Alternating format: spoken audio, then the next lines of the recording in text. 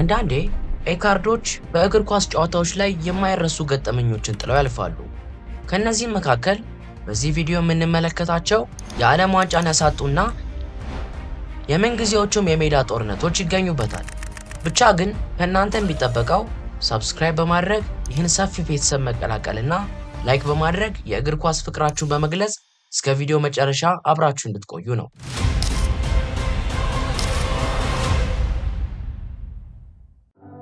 በእግር ኳስ ታሪክ ብዙ አይነት የኩንግፉ እንቅስቃሴዎች ቢታዩም ይህኛውን ግን ስፔሻል የሚያደርገው ነገር አለ። ይህም በኔዘርላንዱ ተጫዋች ኒጀል ዲጆንግ መፈጠሩና ምንም ቀይ ካርድ አለማግኘቱ ነው። እስኪ አንዴ አይተነው እንመለስ።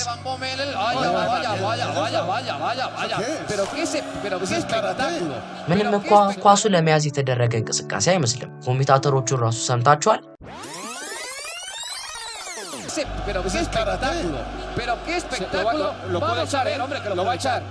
እነሱም ብቻ ሳይሆን ጨዋታውን በቀጥታ ከቤታቸውም ሆነ ስታዲየም ሆነው የተመለከቱ የነበሩትን በሺዎች የሚቆጠሩ ሰዎችን በድንጋጤ አፍ ያስከፈተ ክስተት ነበር። ሁሉም ሰው ደግሞ የገመተው ቀይ ካርድ ነበር። ግን የዳኛው ውሳኔ ተቃራኒ ሆኖ ተገኘ። የስፔኑ ተጫዋች እኮ ሊሞት ይችል ነበር። ግን የሚገርመው ተጫዋቹ መጫወቱን በመቀጠል ከቡድን አጋሮቹ ጋር የ2010ን የዓለም ዋንጫ አንስቷል። ግን በኋላ ላይ ዲጆንግ ከጨዋታው በኋላ ለማህበረሰቡ ቁጥር 1 ጠላት ነበርኩ፣ እውነቱን ለመናገር ሰዎች እንደ ወንጀለኛ ቆጥረውኛል፣ ይህ ደስ የማይል ስሜት ነው በማለት ተናግሯል። የዲጆንግ አስከፊ የኩንግፉ ችሎታ አድናቂዎቹ እንዳስደነገጠ በዛው 2010 የዓለም ዋንጫ ላይ በታሪክ ውስጥ በደማቁ የተጻፈና ሉዊስ ሱዋሬዝ ሃንድቦል ተብሎ የተሰየመ የእግር ኳስ ውዝግብ ቀጥሏል። ሰዎችን 3 ጊዜ በመንከስ የሚታወቀው ሉዊስ ሱዋሬዝ የፈጸመው ድርጊት አፍሪካውያንን በብስጭትና በድንጋጤ ጭንቅላታቸውን ያስያዘ ነበር። በተጨማሪ ሰዓቱ ከዩርጊያ ጋር አቻ የነበሩት ጋናዎች ዩርጊያን ከውድድር ውጪ በማድረግ ወደ ግማሽ ፍጻሜው ለማለፍ የሚያደርጋቸውን ወርቃማ አጋጣሚ አግኝተው ነበር። ለግማሽ ፍጻሜው በማለፍ የመጀመሪያ የአፍሪካ ሀገር ለመሆን ሰከንዶች የቀራቸው ጋናዎች ተቀናቃኞች ሌላ እቅድ እንደነበራቸው አላወቁም ነበር። የጋናው ዶሚኒክ አዲያ ኃይለኛ የቴስታ ምት ከጎሉ ብዙም ሳይርቅ ሲመታ ጋናዎች ወደ ግማሽ ፍጻሜ ማለፋቸው የተረጋገጠ ይመስል ነበር። ግን ሉዊስ ሱዋሬዝ በድንገት ብቅ በማለት ተጫዋች መሆኑን የረሳ ይመስላል ኳሱን በእጁ መለሰው። ከዛ በኋላ መላው ስታዲየም የተፈጠረውን ለማመን በተቸገሩ ሰዎች ጸጥታ ተሞላ። ዳኛው ፍሽካውን በመንፋት ቀይ ካርድ በማውጣት ቀጥታ ሱዋሬዝን ከጨዋታው ሲያስወጣው ጋናዊያን የፔናልቲ ምት ተሰጣቸው። ግን ጋናዊያን ሳቱ። ከዛ በኋላ የሱዋሬዝ ምላሽ ይህ ነበረ። ከጨዋታው በኋላ ሀገሩን ለማትረፍ ያደረገው ነገር እንደሆነ ተናግሯል። I take a red card, the ref say penalty, it's not my fault because I don't miss the penalty. The player miss a penalty, he say he do it the same in this situation. እና ይህን ማድረጉ ሱዋሬዝ ተገቢ ነበር? እስኪ ሐሳባችሁ ኮሜንት ላይ አስቀምጡልኝ። የዲጆንግም ሆነ የሱዋሬዝ ቀይ ካርድ የ2010ን የዓለም ዋንጫ አወዛጋቢና ለየት ያሉ ክስተቶች ቢሆኑም ግን በተጫዋቾች ተስፋ መቁረጥ ድርጊት የተገለጹ ብቸኞቹ የዓለም ዋንጫ ክስተቶች አልነበሩም። ከ4 ዓመት በፊት ዝዳን የተባለ ፈረንሳዊ ተጫዋች የእግር ኳስ ሕይወቱን ባልተጠበቀ መንገድ በመቋጨት አነጋጋሪ ሆኖ ነበር። ጁላይ 19 2006 በፈረንሳይና በጣሊያን መካከል በተደረገ የዓለም ዋንጫ ፍጻሜ ውድድር ላይ የመጨረሻ የፕሮፌሽናል ግጥሚያውን እያደረገ የነበረው ዝዳን አስገራሚ የፔናልቲ ጎል በማስቆጠር ቡድኑን እየመራ ነበር። በተጨማሪ ሰዓቱ ግን የጣሊያኑ ተከላካይ ማርኮ ማትሬዝ ለዝዳን የሆነ ነገር ሹክ ይለዋል። በእርግጠኝነት ያለው ምን እንደሆነ ባይታወቅም አንዳንድ ምንጮች እንደሚሉት ሹክ ያለው ዝዳን በጨዋታው መጨረሻ ማሊያ እንዲቀያየሩ ሲጠይቀው እሱ ከማሊያው ይልቅ እህቱን ቢቀያየሩ እንደሚመርጥ ነበር የተናገረው። ከዛ ዝዳን ትንሽ ወደፊት ሮጥ በማለት ዳኛው ቀጥተኛ ቀይ ካርድ በመስጠት ከጨዋታው ውጭ ያደረገው። ዝዳንም ቡድኑን ለጣሊያናውያን ብቻቸውን ጥሎ በዓለም ዋንጫው ፊት ለፊት አለፈ። ምን ነው ዝም ብሎ ቢያልፈው ኖሮ? የዝዳን እንዲህ መውደቅ አስደንጋጭ ሆኖ ሳለ ግን ተጫዋቾች በፋውል ምክንያት ማንነታቸውንና የዓለም ዋንጫ ሲያጡ ይህ የመጀመሪያው አይደለም። ከ8 ዓመት በፊት በዴቪድ ቤክሃም ላይ የተፈጠረው ይህን ያሳያል።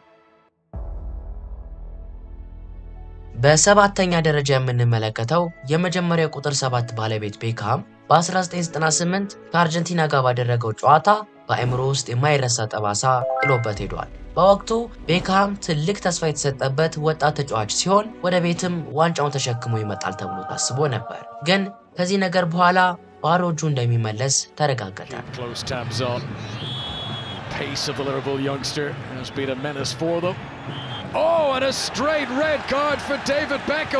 ጥሎ ከመሄድ ይልቅ ዲያጎ ሳሚዮን ከጀርባ ለመምታት መወሰኑ የብዙዎች አይን ውስጥ እንዲገባ አድርጎታል። በቀይ ካርድ ኢንግላንድን ለ10 ተጫዋቾች ብቻ ጥሎ ወጣ።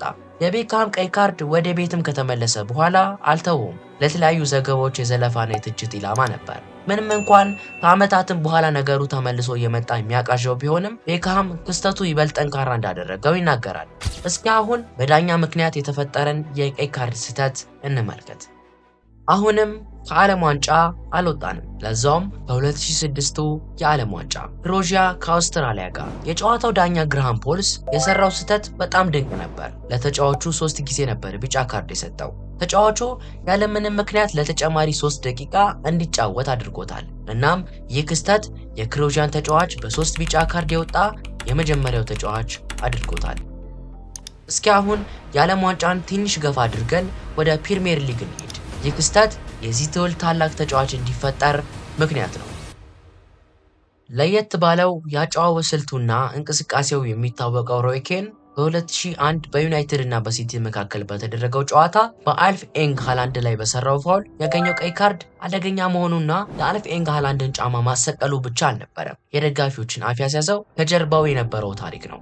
ሮይ ኬን ከ4 ዓመት በፊት ማለትም በ1997 በአልፍ ኤንግ ሃላንድ ፋውል ተሰርቶበት ነበር። ያኔ ደግሞ አልፍ ኤንግ ሃላንድ ኬን ጉዳቱን ያስመሰለ እንደሆነ ተናግሮ ነበር። በኋላም እስከ 2001 እስኪገናኙ ነገሩ በፈንጂ ላይ እንደመቆም ሆኖ ነበር እና ቅድም በተመለከተው ጨዋታ ላይ ሲገናኙ ሮይ ኬን አጋጣሚውን በመጠቀም አልፍ ኤንግ ሃላንድን መሬት ላይ በመዘረር ፈንጂውን አፈነዳው። ከዚያም በቀይ ካርድ ሲወጣ እንዲህ በማለት ተናገረ፣ ይህን ለረጅም ጊዜ ስጠብቅ ነበረ እና ከዚህ ንግግር ተነስተን ነገሩ የግል ጸብ ነው ማለት እንችላለን። ይህ ፈንጂ አልፍ ኤንግ ሃላንድን ብቻ ሳይሆን ልጁ ኤርሊንግ ሃላንድንም ነክቶታል። ምክንያቱም ይህ ክስተት የአሁኑ ሃላንድ ሮይ ኬንንም ሆነ ዩናይትድን ለአይኑ እንዲጠላ አድርጎታል። አዎ የሮይ ኬን ቀይ ካርድ በቀል እስከ የት እንደሚደርስ ያሳየን ሲሆን ከ10 ዓመት በኋላም ብዙም ለየት ያላለ ነገር ሰርጂዮ ራሞስ ፈጽሟል። ይህ በሁለቱም ጎር ያሉትን ደጋፊዎች ያደናገረና ያበሳጨ ክስተት ነው። የ2017 የሻምፒዮንስ ሊግ ፍጻሜ ጨዋታ ነው፣ ማድሪድ ከሊቨርፑል ጋር። ጨዋታው በተጀመረ በ25 ደቂቃ መሐመድ ሳላ በማድሪድ ላይ የሚገርም ጥቃት ለመሰንዘር ይንቀሳቀሳል። ያኔ ሰርጂዮ ራሞስ አደገኛ የሆነ ታክል በመሐመድ ሳላ ላይ በመፈጸም መሬት ላይ ዘርረዋል።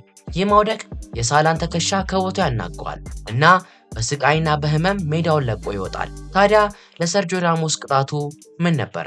ምንም። ሁኔታው የሊቨርፑልን ደጋፊዎች ብቻ ሳይሆን የማድሪድንም ደጋፊዎች አስደንግጧል። በኋላም በሳላ መውጣት ሊቨርፑል አጥቂነቱ ማስቀጠል አልቻለም። በዚህም ማድሪድ 4-1 በማሸነፍ 12ኛውን የሻምፒዮንስ ሊግ ዋንጫ አንስቷል። አሁን ደግሞ በቅርቡ ወደ ተመለከትነው የእግር ኳስ ጦርነት እንሂድ።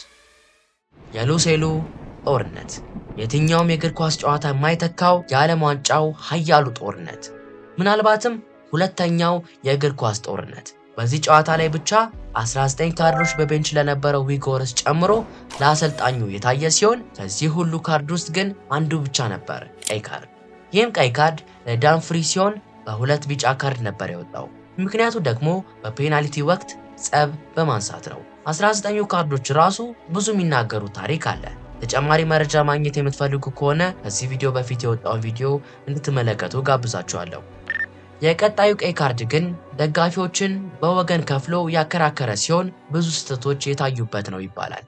ክሪስቲያኖ ሮናልዶ በ2010 በጁቬንቱስ ላይ የተሰጠው ቀይ ካርድ በጭራሽ አይረሳውም። ችሎታውን የሚያሳይበት ቀን ሆኖ ሲጠበቅ በፍጥነት ግን በክለቡ የመጀመሪያ ዓመት ውስጥ በጣም አወዛጋቢ ከሆኑት ጊዜያት ውስጥ አንዱ ሆነ።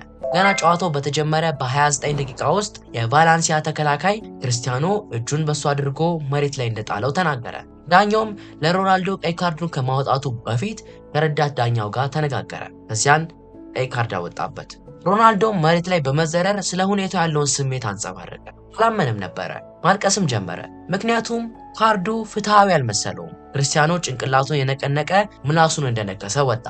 ቫላንሲያዎች ከዛ በኋላ የሚያሸንፉ መስሏቸው ነበረ፣ ግን ሮናልዶም ከወጣ በኋላ ጁቬንቱስ ጥሩ እንቅስቃሴ በማድረግ 2-0 አሸነፏቸው። በመጨረሻም ቁጥር 1 ላይ ደርሰናል። ይህንን አንደኛው የእግር ኳስ ጦርነት ብለን ብንሰይመውስ? ምክንያቱም ስለሆነ ኔዘርላንዶች ከአርጀንቲናዎች ጋር ብቻ ችግር ያለባቸው ይመስለኝ ነበር፣ ግን አይደለም፣ ከፖርቹጋሎችም ጋር ጭምር ነው። ለዚህም በ2006 የዓለም ዋንጫ ላይ የተከሰተው ክስተት ማስረጃ ነው። በራሱ በፊፋ የኑረምበርግ ጦርነት የሚል ስያሜ የተሰጠው ይህ ጨዋታ 20 ካርዶችን ያስተናገደ ሲሆን 16ቱ ቢጫ፣ የቀሩት 4ቱ ደግሞ ቀይ ካርድ ነበሩ። ይህ ቁጥር ጨዋታውን የምንጊዜውም ታሪካዊ የካርድ መጠን የታየበት የዓለም ዋንጫ ጨዋታ ያደርገዋል። በጨዋታው በጣም ብዙ ጉዳቶች የነበሩ ሲሆን ክርስቲያኖ ሮናልዶ ራሱ እግሩ ላይ በደረሰበት ተደጋጋሚ ጉዳት ጨዋታውን ትቶ በቤንች ቁጭ ለማለት ተገዷል። 90 ደቂቃው በምጥ ነበር ያለቀው ማለት ይቻላል። በኋላም 1-0 በሆነ ውጤት ኔዘርላንዶች ሲሸነፉ ፖርቹጋሎች አሸንፈዋል። እና ስለዚህ አስገራሚ እግር ኳስ ጦርነት እንዲሰራላችሁ ትፈልጋላችሁ ከሆነ በኮሜንት ላይ ይሰራ ማለታችሁንና ይህን ቪዲዮ ላይክ ማድረጋችሁን አትርሱ። እስከዚያው ግን አሁን በስክሪኑ ላይ የሚገኘው ቪዲዮ በመጫን ሁለተኛውን የእግር ኳስ ጦርነት እንድትመለከቱ ተጋብዛችኋለሁ።